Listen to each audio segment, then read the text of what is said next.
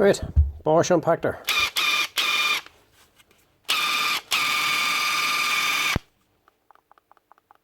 Not selecting any speeds, just on low speed all the time. Not even putting the light on.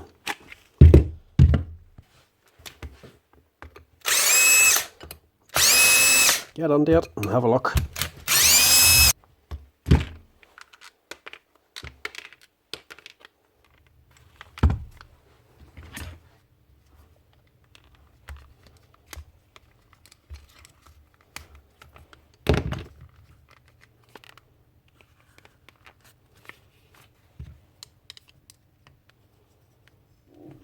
Not the easiest ones to get onto.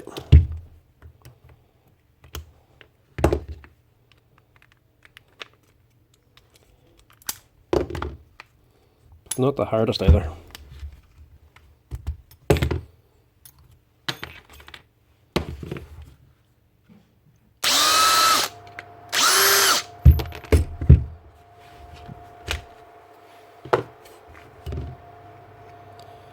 This is what we want to look at.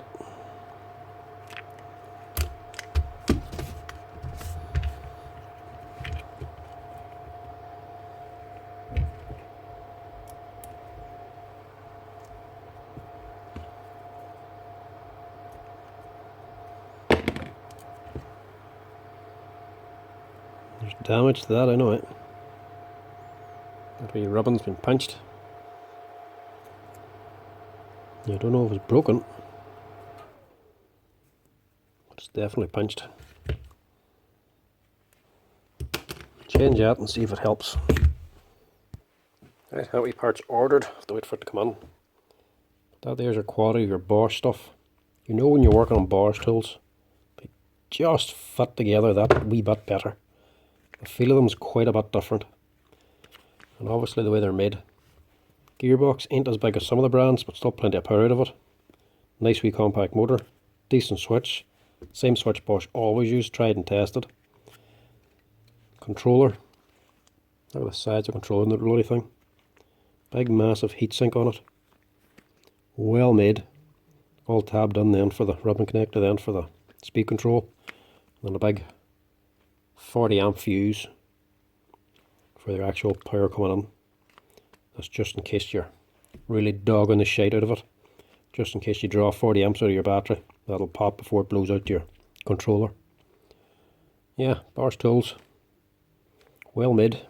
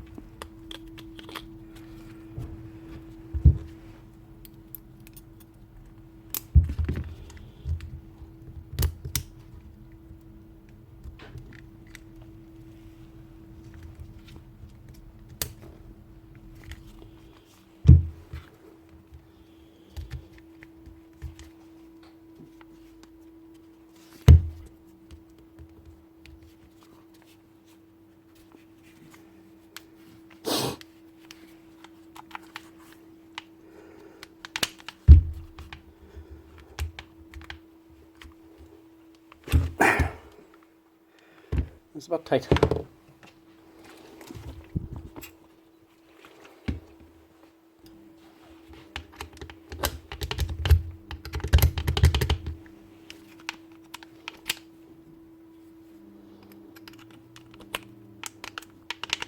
Better.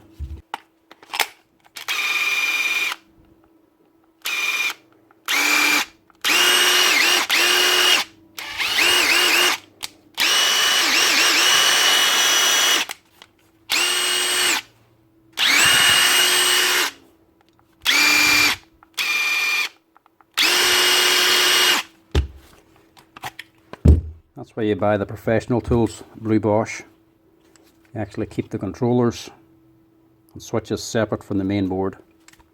If you get a problem with a switch, just a wee cheap and cheerful part you have to change, instead of changing an entire motor and driver unit. 20 quid for that wee part. Keyboard. If they had it onto the actual motor assembly, motor, switch, contacts and controller, all one piece, they'd have put that board onto the controller like every other brand basically does. It would have been 150 quid. So that's Bosch looking out for you. Have a replacement part, €20.